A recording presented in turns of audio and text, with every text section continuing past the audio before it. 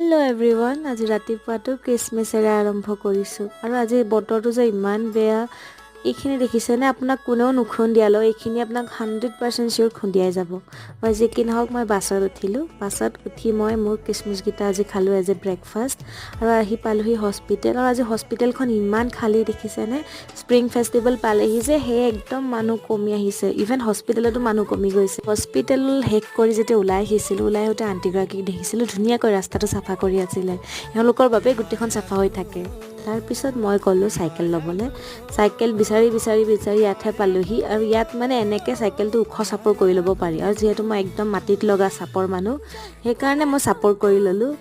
আৰু তাৰপিছত লগটো খুলি স্কেন কৰি ল'লোঁ। ইয়াত স্কেন কৰিব লাগে আৰু মই ওলালোঁ ঘৰলৈ। যিহেতু কাইলৈৰ পৰা সকলো বন্ধ হৈ যাব, সেই ঘৰৰ পৰা আহিয়ে ডাইৰেক্ট বজাৰ কৰিব গ'লোঁ আৰু বজাৰ কৰি উভতি আহিলোঁ। আজিলৈ ইমানেই, আকৌ কাইলৈ লগ পাম।